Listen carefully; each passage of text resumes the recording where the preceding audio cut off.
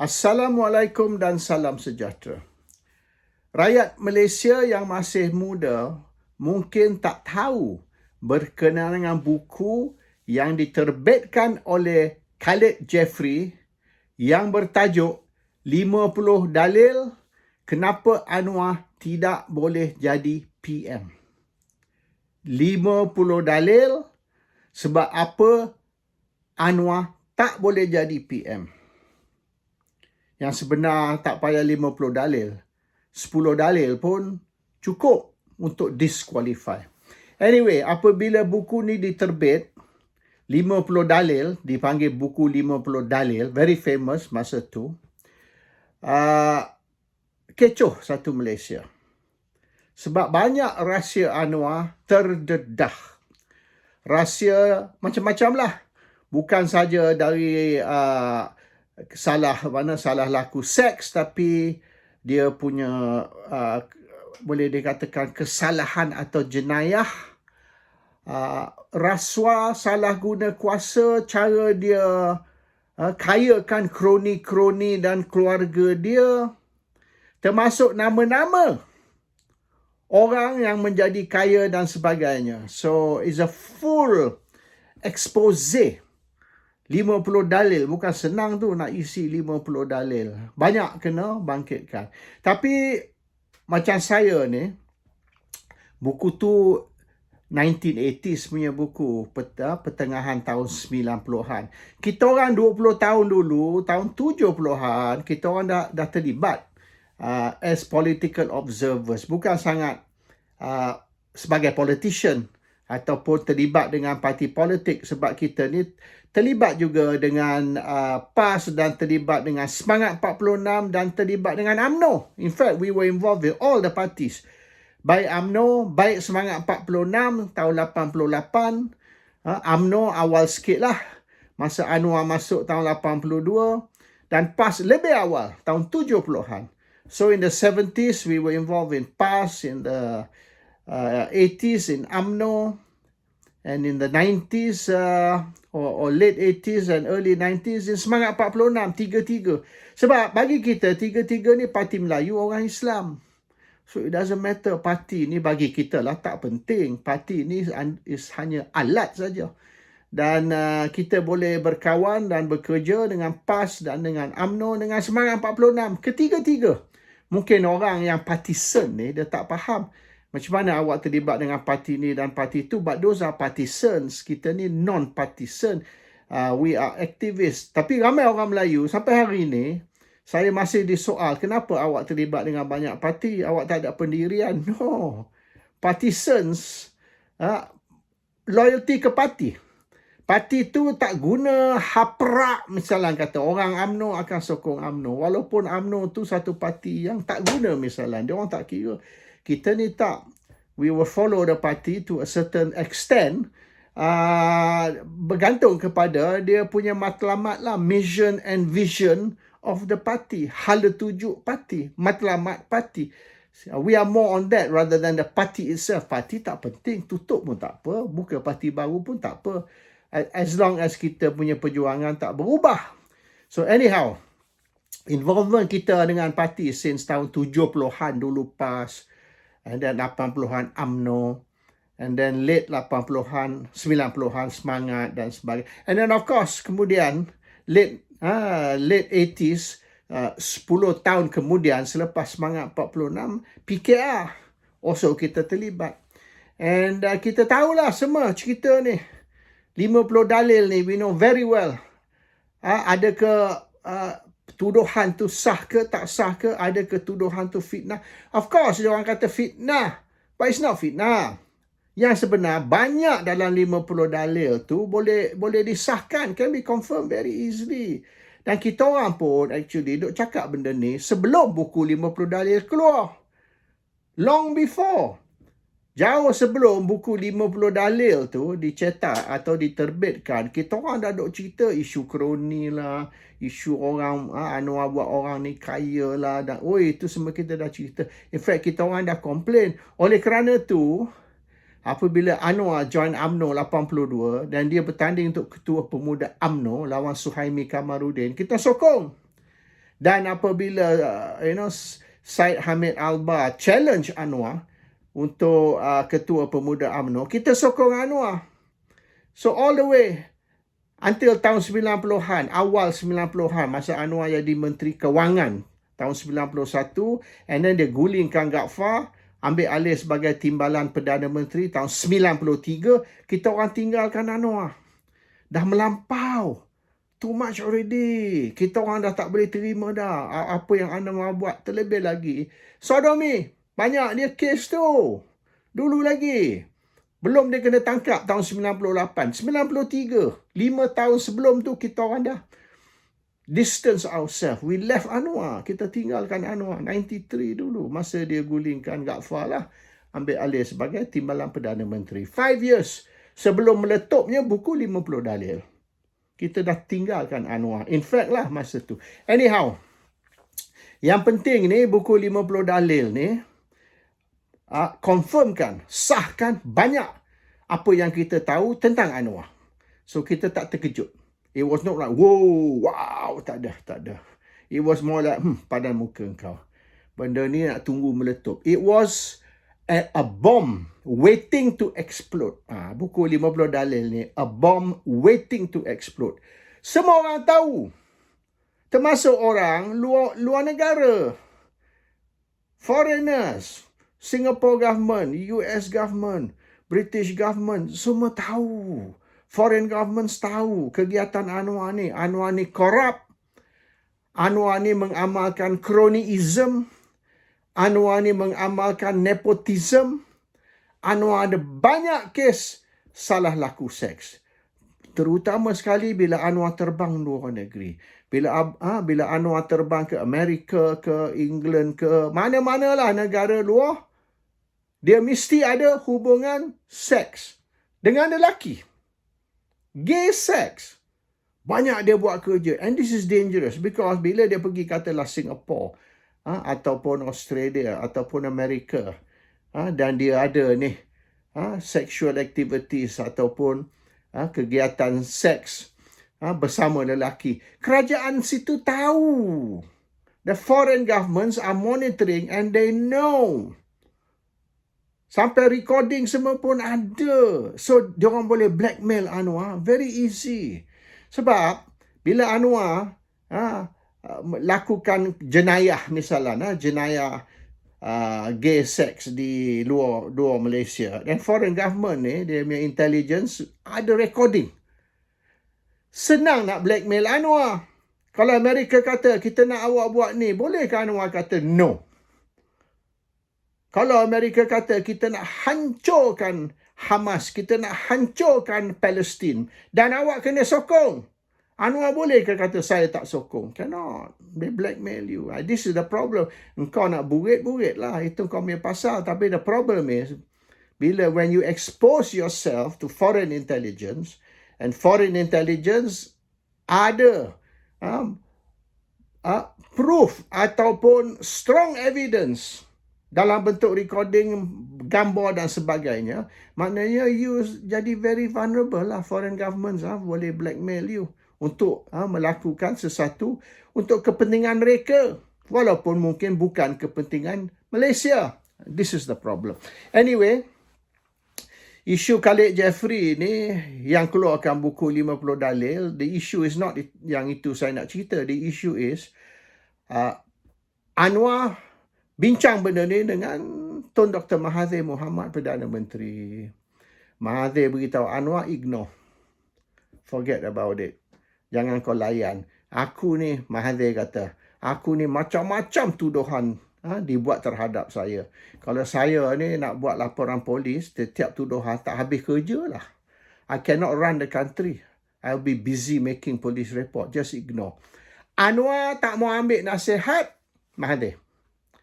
Anwar buat laporan polis. So, bila Anwar buat laporan polis, bermaknanya polis perlu siasat. Dan apabila polis siasat, mereka dapat yang tuduhan dalam buku ni benar. Bukan palsu, bukan fitnah, it's true. Dan polis siasat buku ni kerana laporan polis Anwar. Mahathir kata jangan buat laporan. Dia buat. So, polis siasat didapati memang benar tuduhan dalam tu.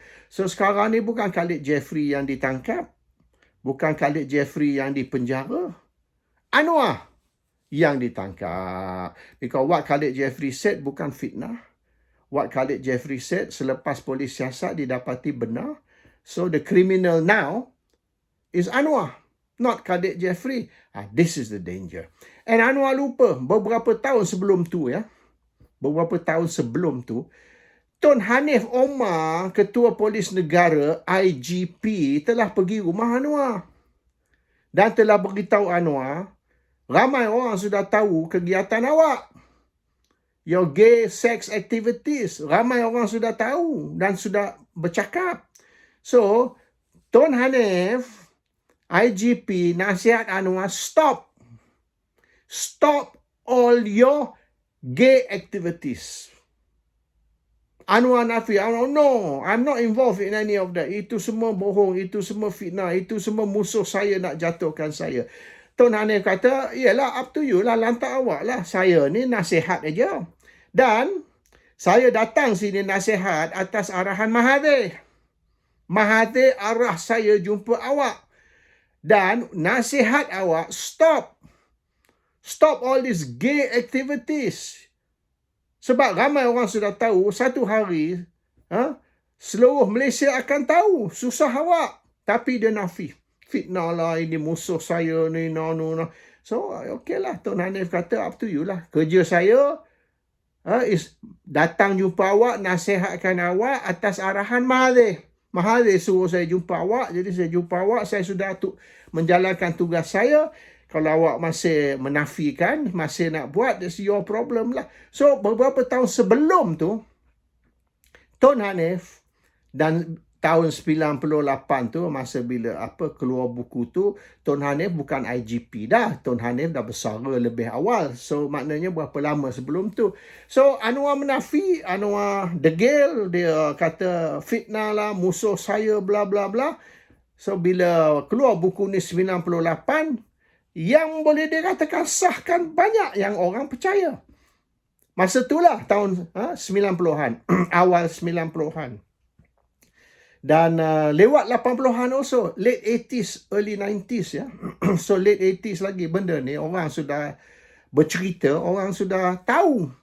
Tapi Anwar masih teruskan, dia menafikan, dan bila keluar buku ni, diterbitkan buku 50 dalil tadi, dia beritahu Mahathir dia nak buat laporan polis. Mahathir said no. Advice dia, nasihat dia, jangan. Dia buat juga. Dan apabila polis siasat, habis. Hangus. Anwar tenggelam. Kerana tuduhan dalam buku 50 dalil tu didapati benar. Bukan fitnah. This is the problem. Kalau Anwar tak buat laporan polis, buku tu mati macam tu je.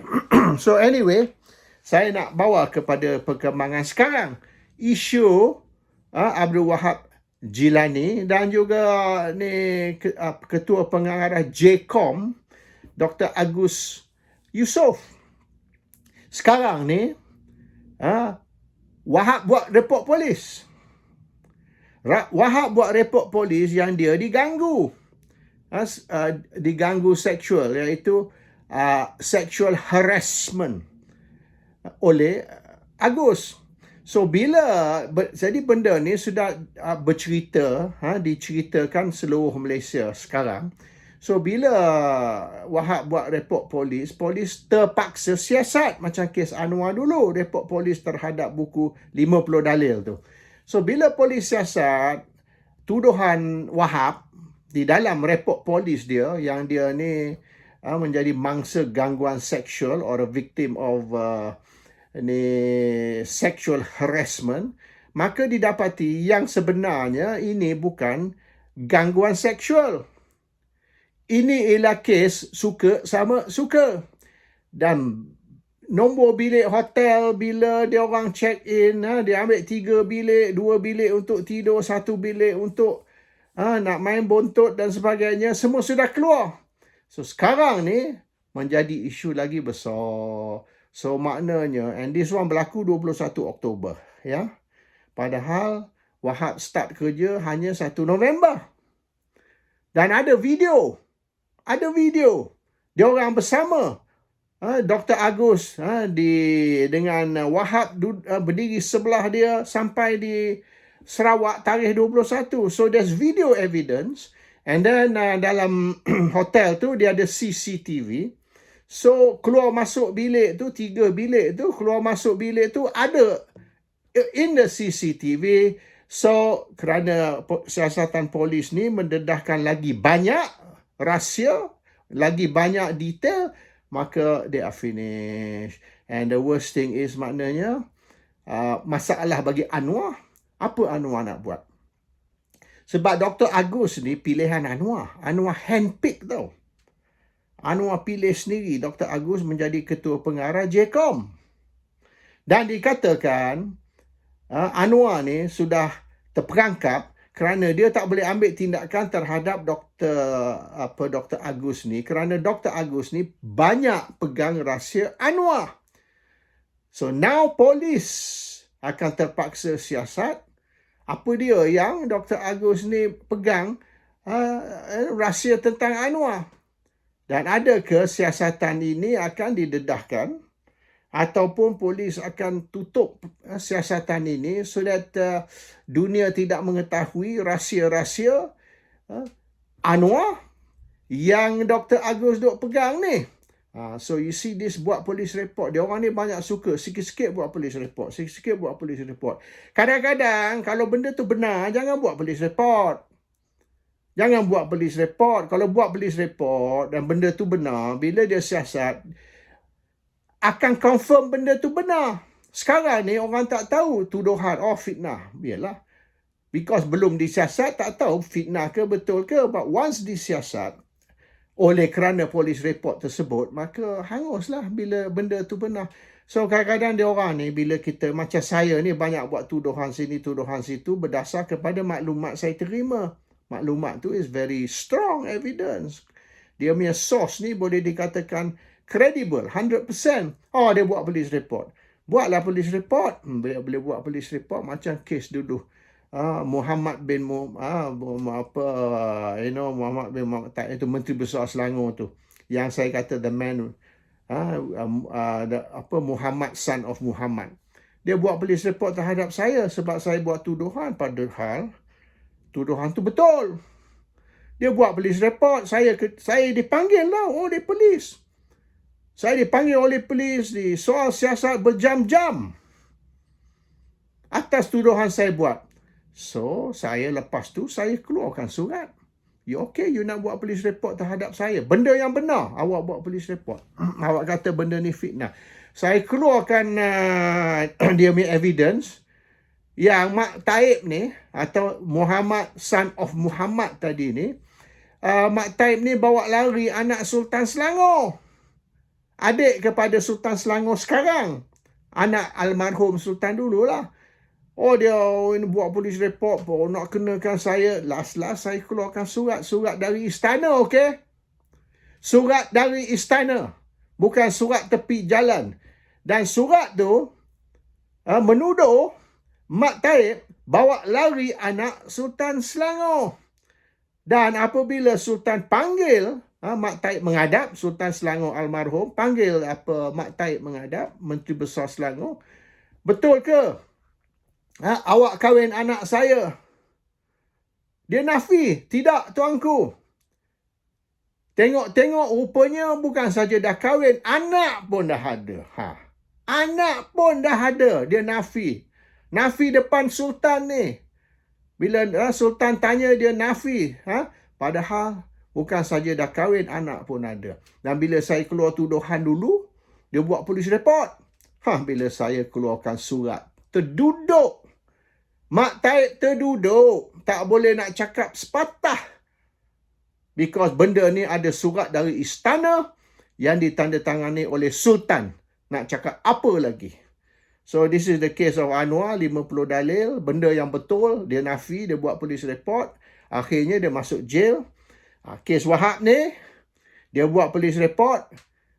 Dan polis report tu sekarang didapati report palsu, false police report, sebab bukan dia diganggu sexual harassment, tapi dia bersama Dr. Agus sama-sama terbang pergi ke Sarawak, duduk satu hotel untuk nak main buntut. Assalamualaikum. Salam sejahtera.